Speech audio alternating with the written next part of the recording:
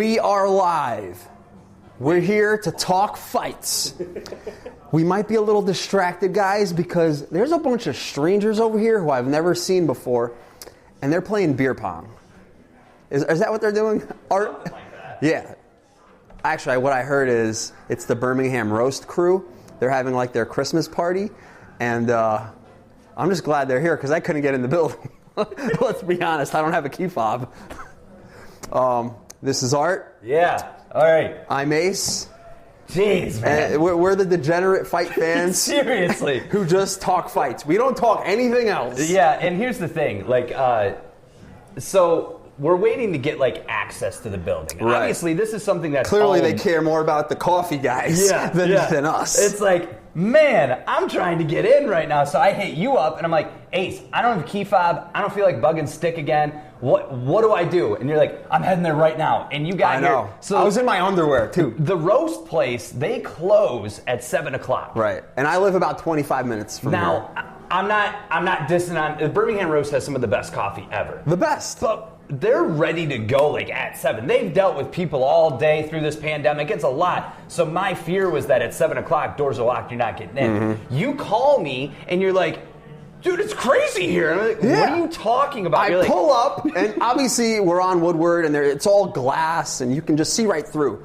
Yeah. And I just see 50 people in here. I'm like, bro, we're getting in the building, bro. There's no way. You're like, there's beer pong happening? Yeah. I was like, the first thing I thought was Stick and everyone else is having a party, and they forgot about us. They didn't invite us. So who do I see? Little old Geoff. Yep, I love Geoff. Mingling Geoff. Yeah. Hey. He's one of the first people I saw through the window. I'm like, there's only one Geoff. Yeah. You know? I mean, that is true. So I called Geoff. He came and got me, and here we are. Here's the story about Geoff. Earlier this week, and I'm multitasking right now. We're in the process of getting a producer, but in the meantime, you're stuck with me halfway paying attention for the first 5 minutes of the show. Yeah. But here's the thing. I love Geoff to death. Me too. He is the epitome of just positive energy. Yeah. But he brought me back to my high school bullying days the other day. Geoff did? Yeah, Geoff of all people, who's like 5'4". He's built like he looks like the victim. Yeah. So I'm sitting there, and I'm sitting over there in the corner. Obviously, the camera you can't see, so I'm going to paint a picture for you. It's all glass in here. You can see everything. And I'm sitting in the corner right where those little chairs are at, and all of a sudden Geoff comes up to me, and he gives me a wet willy. And I hate those. I looked at him and I said, if you ever do that again, I will fuck you up.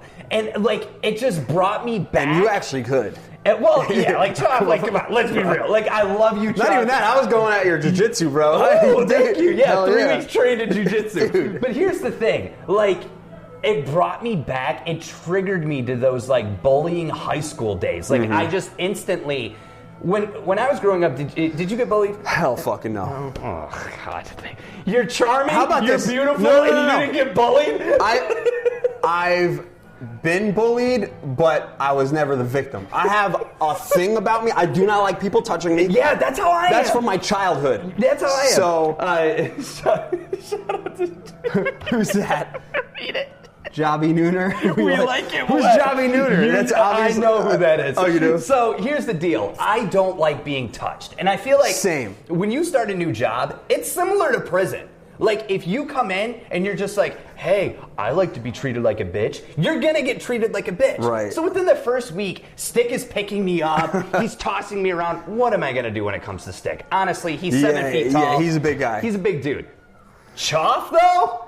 You're not touching me, bro. I will put you in a freaking arm triangle as quickly as possible. With the quickness. And part of me, when he did that, it brought me back to the high school days. I remember being on the school bus, and they would play a game called 5 Candy Bars. Have you ever heard of it? No. It sucks. Okay, so with 5 candy bars, someone rips your ear and pulls it until you name 5 candy bars, and they don't let go. Oh, dude, that was every dude. day for me until one day I snapped, and there's this kid, and I'm gonna say his legal name. Actually, I probably shouldn't. We'll just call him KJ. You can say his first name? Yeah, Kyle. Okay, there's this kid named Kyle, and Kyle... Ho-ass Kyle. Ho-ass Kyle used to bully me all the time. Oh, my God, bro. And I had finally had it, so we were in the gym one day. Do you ever still run into this guy? No, he's up in northern Michigan, he's... He's wrenching on cars, which, listen, if that's what you do for your 9 to 5, respect. Like, that is tough. You're moving motors, transmission, man shit that, like, I couldn't do, okay? Right. So the one day, he was playing the 5 candy bars game with me, and I just had it, and I spun around him. It was like a fucking movie. It was like a movie, okay? And this kid was just like, I'm going to bully Art again. I'm like, fuck you, you are. You've had enough. I spun around and put him in a rear naked choke and just wouldn't let go. And I said, don't ever treat me like a fucking bitch again. And I felt so badass, and he never fucked with me after. Dude. After that. And that's when you fell in love with MMA. Yo, for real. Like, that's when I was like, okay, so I may be a bitch to anyone that's taller than me, but when it comes to like people that are shorter than me, I feel like I have a chance. You know, and that's the thing. Stick just put Art gets bullied by everyone. Let's talk about Stick for an instance, okay? Let me just say this. Dude, Stick has a record in the streets. And I understand that. That's and the fucking bars. great. Whoop-de-fucking-do. This is supposed to be a happy environment. I don't want to come in here and like, is today going to be the day that I get fucking rampage slammed? Like, listen, I think Stick is a light heavyweight. If we're looking at divisions, but Stick can probably cut down to middleweight. This is why I hate the fucking chat. He goes, emphasis on the naked for rear naked choke. Fuck you, Stick. But listen, the environment here is very chill. It's very relaxed. Right. But I'm getting used to it because coming from the transition from, you know, corporate radio, you know, FM radio, where literally you can't do shit. I was running an entire radio station by myself. I didn't have coworkers. Yeah. You know, to here where it's a fun environment, I mean, maybe one day I just do need to put Geoff in a rear naked choke. Emphasis on the naked. Hey, like, get that on video if you're going to do it. And Because that's content for us. It's like when they say, when you go to prison, you walk in and you stab the biggest motherfucker that you can. Like, maybe that's actually the wrong thing to do. But yeah. And like, Geoff is one of the smallest people we have on staff. So maybe like one day I have Fish, who is an amazing intern that's here. If you haven't... Just watch the morning show. I will protect Fish at all costs. Right. That dude is loyal, honest, he's funny, okay? But here's the deal.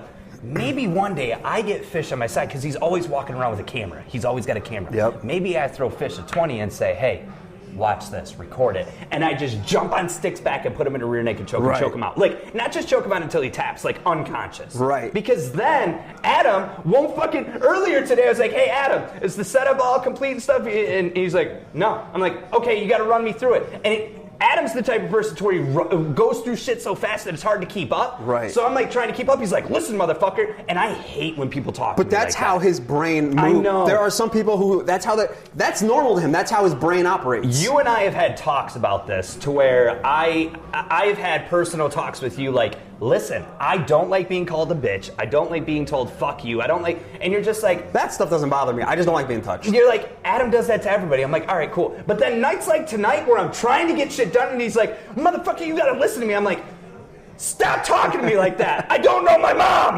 Like, damn, man. Like, it gets on some deep personal level deep. shit. It does get deep, man.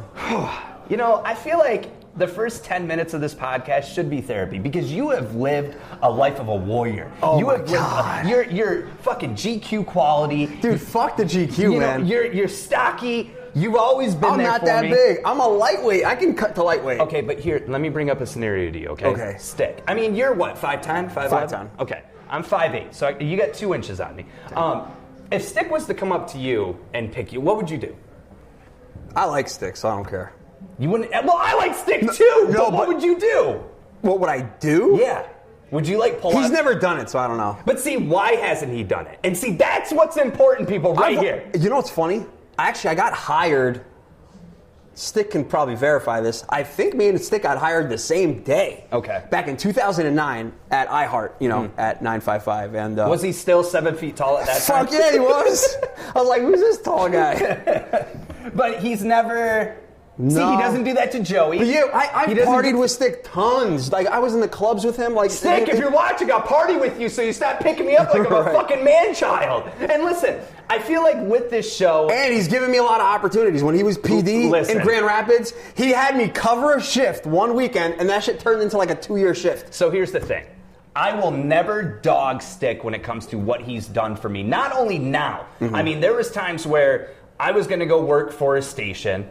And I ended up working for that station. I was completely miserable. And I had like a heart-to-heart with Stick, like, I don't want to do radio anymore. I'm not passionate about it. I don't like it. I don't enjoy it anymore. It sucks. I don't want to talk about Taylor Swift and Katy Perry. I don't give a fuck about them. And he worked me through it, man. So, like, really, this opportunity here is all because of Stick. This show, you know, I came up with the name before Woodward, but I didn't have anything with this show. This show being brought to you right now is because of Stick. But here's what I will say. I like to call Stick, I haven't said this yet, but we could just put it out. He's the Dana White of Woodward Sports. He really is. Think about it. Yeah. Because no Dana White, no UFC. That is true. We all know that. That is true. He doesn't have to be the money behind it. That is true. That was the Fertitta brothers. But yeah, he's the brains and the whole everything. Listen, this is way better than working any other 9 to 5. If I've got to get picked up a couple times for him to show male dominance and, you know, have these ladies go, oh my God, he's so cute. Like, whatever. I love Stick to death. But one day, I'm going to get this jiu-jitsu training done. And I'm going to have it mastered. Let's get you at least 6 months in there. Yeah, I mean, it's going to be a little... Listen, I walked in with this hoodie on, and I'm like, I feel fat. I feel miserable. I'm like on my period today. I'm emotional, no sleep, but fuck all the drama. We're going to talk fights, all right? So, let's get into it. And seriously, thank you, Stick, for the opportunity. We're gracious of it. I can't wait for the day that I get a little bit of muscle mass and I can pick you up. Choff, you ever fucking touch me again, I'm going to fuck you up. He's running around here somewhere. Yo, I'll set up a match with Choff right now. Fucking let's go. Bring him in here. All right, so here we go. A big card yesterday. First of all, actually, Stick was here last night. We had quite a few people stop by. Yes, and here's what I will say, okay? Stick goes, so about the MMA stuff. Listen, this is my show, okay? I run now. I'm just joking. A card on an ABCD. We did this last time with UFC 256. Yes, 256. 256. Yes, and you gave it an A-. I gave it like a B. The 256? Yeah. With Figueiredo. Yeah, that was about a B, man, because it delivered. Yeah. So now with this card here, before we dive into the card, I want a grade ranking. What would you give it? Remember, I think I told you this yesterday before really the fight started. On paper, last night's card should have been way better than the pay-per-view. Should have been an A+. Right. Yeah. But didn't deliver as much, in my opinion. Right. So I'm going to go with like a C. A C. You know what? I was thinking that's the fair grade. I was thinking that exact ranking. And just because there's so many like well-known names that I was expecting more action, more knockouts. I mean, when you think of Jose Aldo, Chito Vera, I mean, Wonderboy performed, but he did. Regardless, but the fights that you were thinking were going to really deliver, really kind of dudded out. Yeah. Chaos Williams, Pereira. I thought that was going to be a barn burner. Yep. So did I. It wasn't. Right. So when you think of that card, I mean, I think a C ranking is acceptable for that card. Yeah. I think it could have been better. Mm-hmm. Obviously, I feel like they could have stacked the prelims a little bit more. You know, putting Pettis on as the main fight before the actual main card. That was a good fight, too. That was a great fight.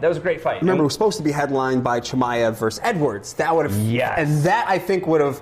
I would have given it a B, because I feel like that would have delivered. I think when you go into these cards expecting something, that's the worst thing you can do, because you and I have talked about it. There's been Dana White Tuesday Night Contender Series that should have been pay-per-views. I love that Tuesday Night Contender Series. Yes, I love that. So looking at this card, we always start with the prelim, main fight, and then work our way up. Yep. Really, Pettis put on a performance. Like, he did. I rewatched it again today. And he's one of those fighters that it can happen at any moment. He's not a first round, and we'll talk about Greg Hardy. He's not a first round Greg Hardy. He is a performer. He's a veteran. And at any given moment, something could happen. And that's exactly what happened in the third round against Alex Moreno. I mean, that spinning kick wobbled him, and it had 20 seconds left, and I was, screaming, go, go, go, go, He's one of those where he always turns it up in the last minute of a fight, especially. Yeah. I mean, heck, he caught Wonderboy with that Superman punch and knocked his ass out. Yeah, and really, I thought that was the start of Wonderboy's decline. And clearly, that didn't happen. Wonderboy's last two fights, I would argue, he's never looked better. Yeah, last night especially. He looks sharp. And we'll talk about him more as we break down this card even more. Mm-hmm. But Anthony Pettis, I mean, getting a win off of not a UFC newcomer, but I mean technically a UFC newcomer in the sense of when you look at who has more fights. Right. Essentially, that's what he is. But when I think about where does Pettis go next, he had mentioned in the post fight going up against Tony Ferguson and doing the rematch, and really. No? I like that fight. They fought before, but I think Ferguson